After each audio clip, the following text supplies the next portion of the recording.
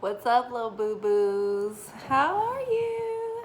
I am great. I have been off today and I took a long walk through the woods and oh my goodness, it was like in the upper 70s today. Crazy. It's February, but sunny, warm days. Like there was a warm breeze. It was wonderful. I wore a romper. It was like sleeveless with shorts.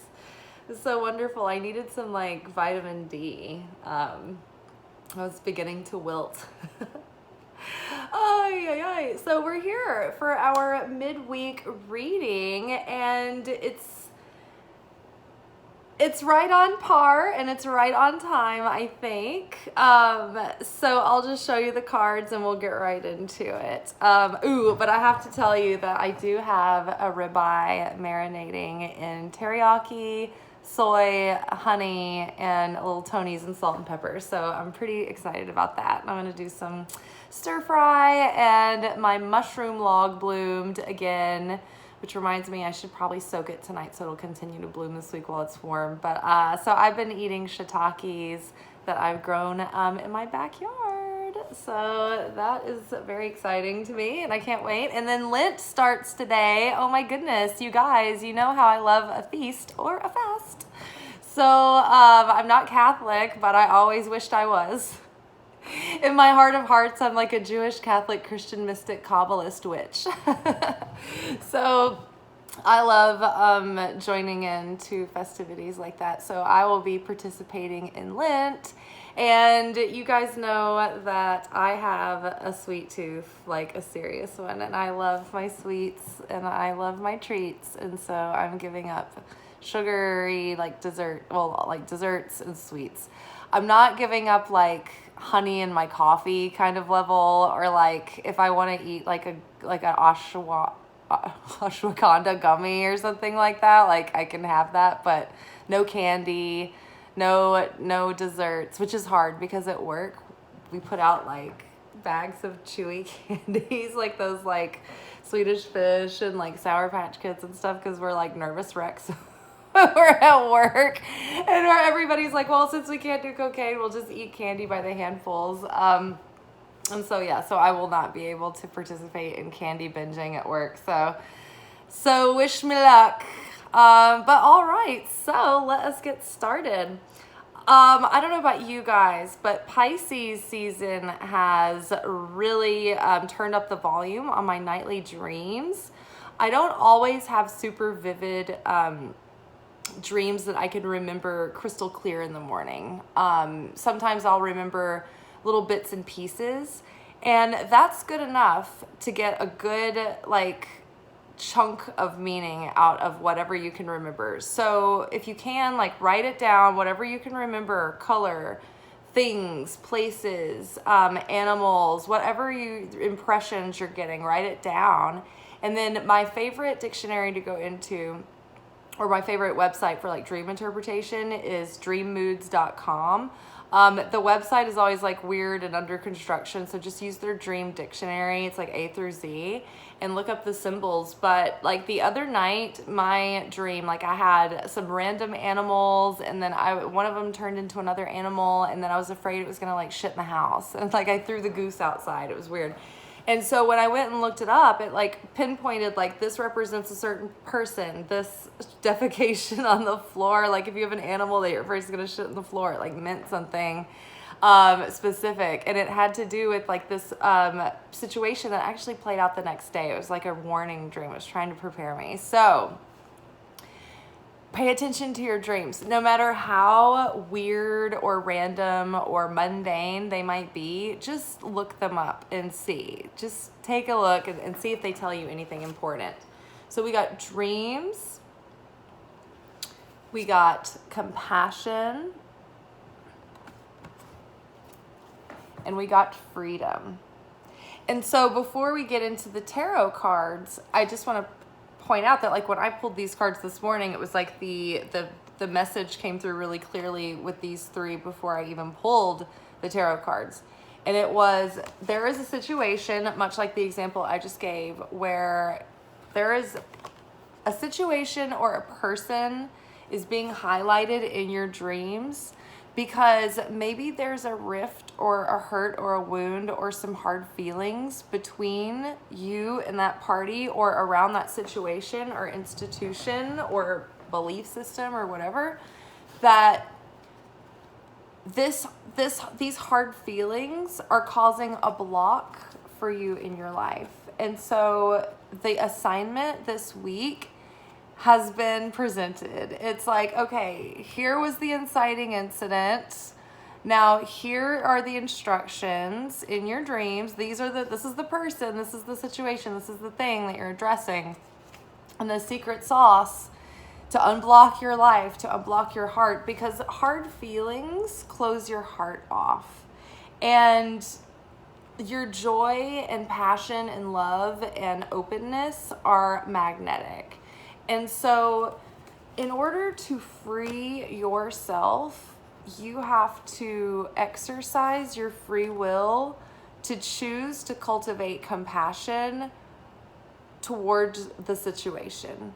So when we vibrate with compassion, it's incoming and outgoing, right? Think of yourself as like an open channel, an open tube at any given time. And so if you want compassion, you have to extend compassion, right?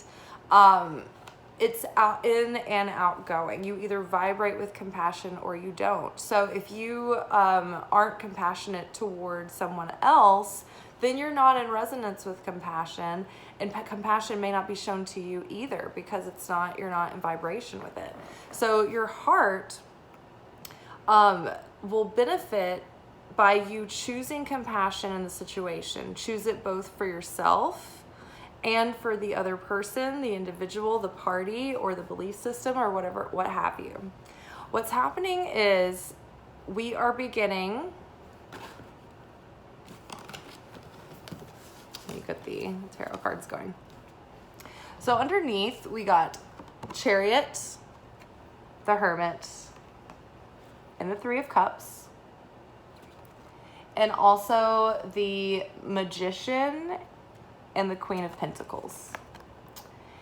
And so our dreams, like our goals, our manifestations, are on pause right now. They're kind of bottlenecked in the universe, right? They may be hovering and crowning us right now. But what's blocking them from coming through is this feeling of a troubled heart. This kind of hard feelings that you're harboring towards the situation or someone else, right? So the moment we are able to soften into compassion, even if all we start with is, Holy Spirit, help me to soften into compassion. Help me see the situation with compassionate eyes. This is going to be the thing that starts to allow the flow of our momentum, of our productivity, of our fruitfulness, of our success. It's going to open up our magnetism to draw in what we're trying to receive. But right now, with hard feelings, our vessel is closed off. We've talked about a lot lately this concept of the opponent that comes with us 24/7, every day of the week, never tires, never sleeps. And so at every time we up level, this opponent is going to up level with us, right? We've got this little devil on our shoulder and we've got a little angel on our shoulder. And every time we begin to make progress, every time we feel truly joyful or we feel a sense of power or strength or certainty, that opponent is going to come in and try to shit in your cereal. It's going to try to thwart your progress. It's going to try to hold you back. And one of the easiest ways the opponent can do that is just to trigger you, to rob you of your joy, to rob you of an open, loving, compassionate heart, to rob you of your sense of unity and celebration, right? So we need to go within and really turn inward into our heart and try to find it within our heart, right? When I saw that today, find it within your heart, find that compassion within your heart. You really do have to sift through, like, oh my gosh, get past all of these barriers around the heart that are defense mechanisms that have been set up there because of incoming attacks, right? Pain, fear of more pain, right? Fear of being misjudged or abused, right? So we need to sift through all of that and find the compassion that's in our heart, that light within, and choose it. Choose to shine that out, right? Unconditionally. It's not that you're letting that person or that institution or that experience off the hook. It wasn't okay, right? It's not justified, but you are not going to be thwarted by the enemy. You're not going to be robbed of your fruition, your fulfillment, your progress.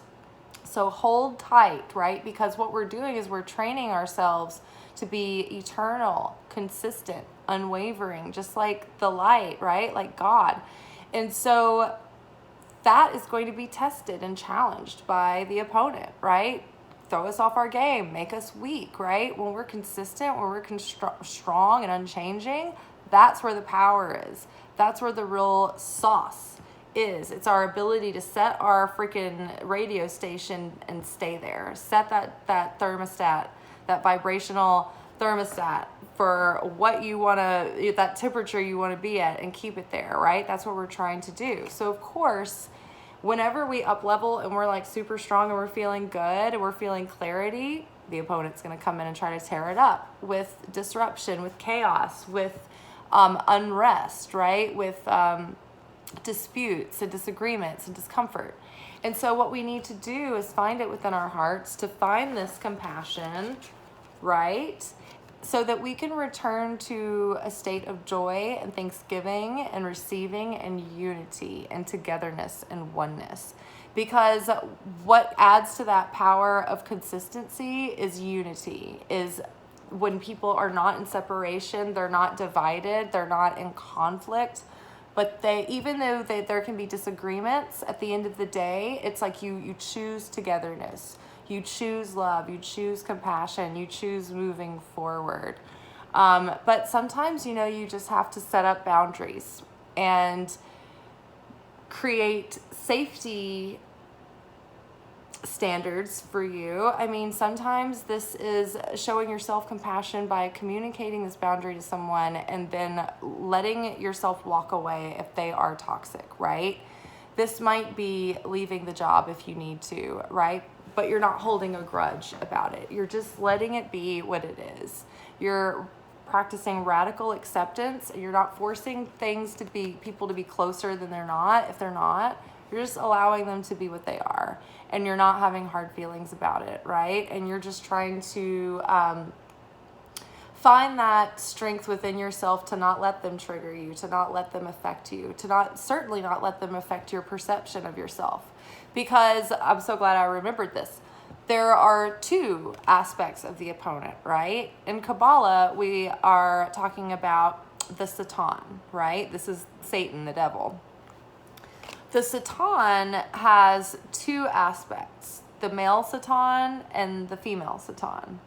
The male Satan is the first one to come in and trick you with whatever, ego things, pride, temptation, lust for greed, power, sex, attention, fame, glory, respect, whatever, what have you. All of those things that the devil, tempts you with, right? The ego temptations, the ego tricks. It tempts you into judgment, into projection, into blaming other people and giving your power away to them and victimizing yourself. It tempts you into projecting and being prejudiced and separating and creating other, right? And so the male Satan will trick you the first time into whatever your vice is or whatever your trigger is, whatever your reactive behavior is. Instead of being able to pause and observe and understand what is the theme and why is this playing out this way in your story right now, you're saying, okay, the devil wants to trick you into being like, oh my gosh, like I'm so emotional. The situation is so uncomfortable. I want to do something about it. I want to confront. I want to address. I want to completely anesthetize the discomfort and get it all settled immediately. And so that you're in a reactive state, right? Ooh, I got to jump on this opportunity now or it's going to be gone, right? It's like you don't want to be reactive because then the devil is pulling your strings. So you want to pause, right? And observe and choose with your own free will, unity, right? Compassion, forgiveness. The female Satan comes in after the male Satan has tricked you. So say you've reacted, you've taken an action, you blew your gasket, you went back into your default setting, you fell back into a pattern, you fell off the wagon, you sent a drunk text, you like called the ex, whatever it is, right? You got into another argument with your parent, or they came at you again and you're depressed about it. The female Satan, once you've been reactive, will come in and get in your head and make you feel like shit about it. The female Satan is shame, guilt, low self-esteem, low self-worth, wallowing in despair, sadness, being a victim, victimizing yourself, being a Debbie Downer, right? This is like that sad, like desperate, needy, like the whore hanging on the neck, like don't leave me, that desperate energy. That's the female Satan. And so when you have that sense, that even the vaguest whiff of that whole like, this like moaning, like, oh, I'm so cursed, I'm so desperate, like female Satan. Don't let the female Satan in, because you don't want the devil to trick you twice. But the female Satan is almost more powerful in taking you out than the male Satan. The male Satan, you can take your ride, you can ride a high with that, right? If you have delusions of grandeur, you can just keep going and get, you're manifesting like momentum up. But the female Satan comes in, makes you feel like shit, closes down shop for you. Your heart is crushed. It's not magnetic. You aren't feeling worthy or deserving, and you just shut down. So people that throw shame at you, it's like you could be like, look, I love you and I wish that I could spend more time with you, but you throw shame at me and I will not just subject myself to that any more than I would an innocent child that I am in charge of, or someone who I love very much, who I know has a tender heart too, right? I wouldn't subject anybody else to that, and I'm not going to subject myself to that either. So either you stop shaming me and accept me and I'll accept you, or we're just going to agree to disagree and I'll just, wave at you from afar.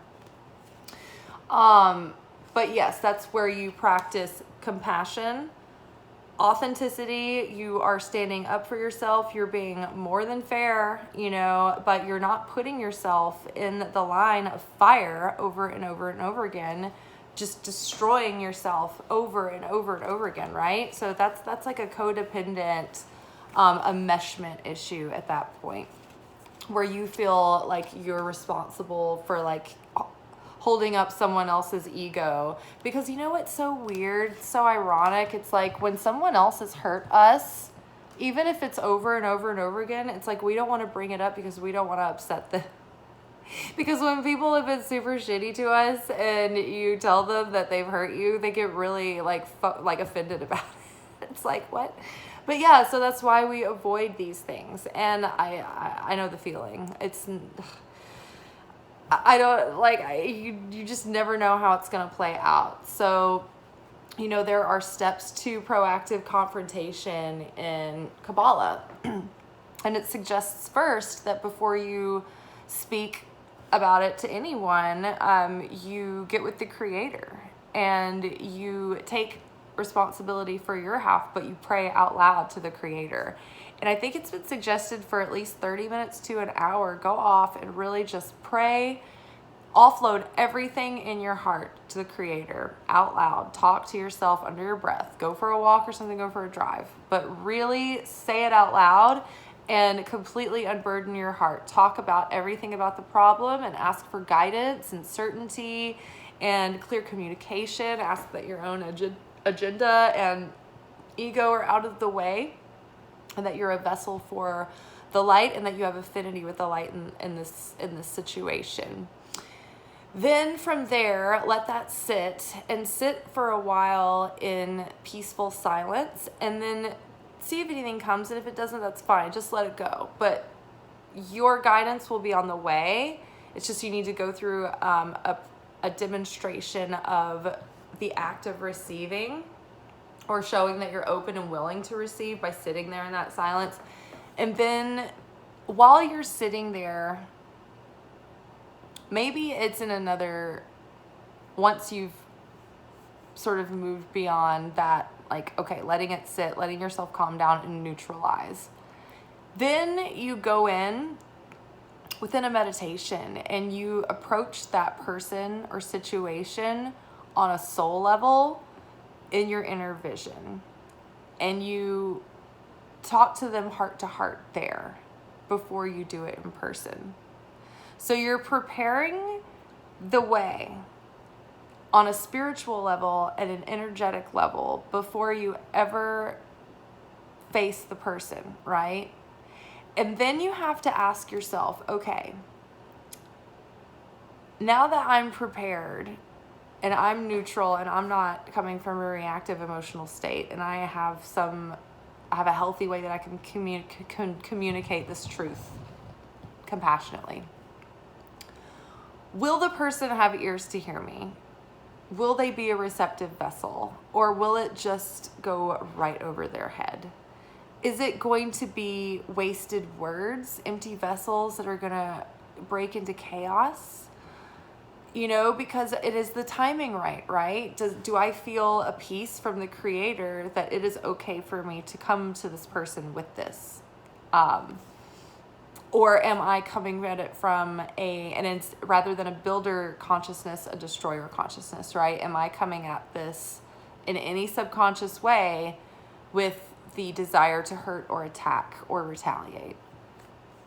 So if you feel a peace, you feel that they might be open to hearing you out, you feel that the Creator has given you the okay and the timing, then pray that God will give you the certainty to say what you need to say, and that there will be surrounding light around the situation so that hearts will be open and receptive and ears will hear what is really being communicated, and that there won't be any misinterpretation. But if there is, have certainty that the Creator can turn it around and save the day no matter what, no matter how bleak things look.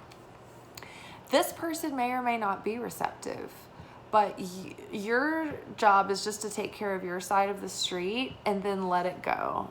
Like, surrender your attachment to what kind of outcome that you're going to get. Don't look for closure. Don't look for them to be like in agreement, like, oh, I'm so sorry. Oh, I'm so glad you told me. Because they might not be. I mean, I rarely get the receiving end that I hope during a confrontation, but sometimes it happens, right? So you just never know. Just prepare yourself that it, it may or may not land, but do every single thing you can as proactively as possible on your end to set yourself up and set the situation up and correct it spiritually before it's addressed physically. So, compassion.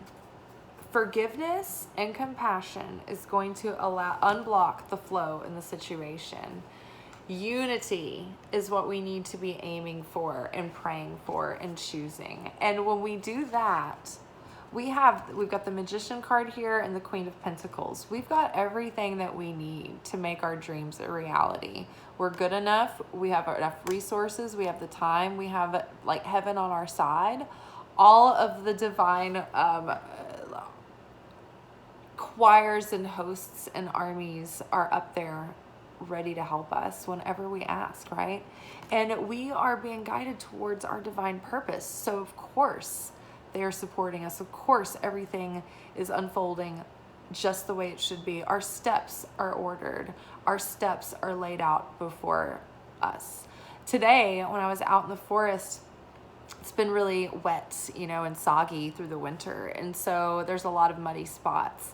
And my bridge that I love that was taken off of the creek and like thrown in like off to the side of the trail and replaced by a new bridge. The old bridge was all like taken apart and like just like cast to the side, and somebody came and put it back together like on the ground. And so it's right in this huge muddy spot where it usually gets pretty nasty. And so the bridge has been there to walk over, but there's still been some like mud. And I noticed that today somebody had taken like small sticks step by step out of the mud. And I remember walking over that bridge today and saying out loud, my steps are ordered before me. Each step is ordered before me. Each step is laid out before me. And I just thought, wow, those sticks to me represented the Creator going before me and paving the way. And so as you bring unity and compassion into the situation, when you turn inward and all of this stuff gets corrected on an intrinsic level, at an energetic level, at a spiritual, emotional, thought level, right? At our seed level, we need to change our consciousness here. When the consciousness starts to change and our actions start to reflect that consciousness, then our outer circumstances are going to be reflecting that too. And we're going to be seeing the fruits of our labor and living in the fulfillment of the dreams, right? It's like, it's not enough to just have your dream happen. Many times that does happen, but it falls short of satisfaction because there's not true fulfillment there. And so that's what we're wanting, is true fulfillment. But it comes with inner transformation, because you can have all of the external things on the outside. You can have all the glory, all the fame, all the beauty, all the money in the world. You can be around all kinds of fun celebrities and famous people, and it doesn't matter. I mean, I've been there and done it, right? And it doesn't do anything. It doesn't matter at all. It changes nothing about you or how you feel about your life or yourself or the people close to you. It doesn't matter. It doesn't change anything. That's why it was very easy for me to walk away from that and do this instead. I would rather be here with you in my living room, looking into my phone, talking about our journey in this life, something that is meaningful, gives us a sense of direction and meaning, and it gives us some kind of system to approach the lessons that life is throwing at us. But it's like, it takes some time to start sifting through it all and finding the common threads, right? And so that's what we're doing here together. And it's finally starting to pay off. These tests, this pressure that you're coming under is not a signal that you're behind or off.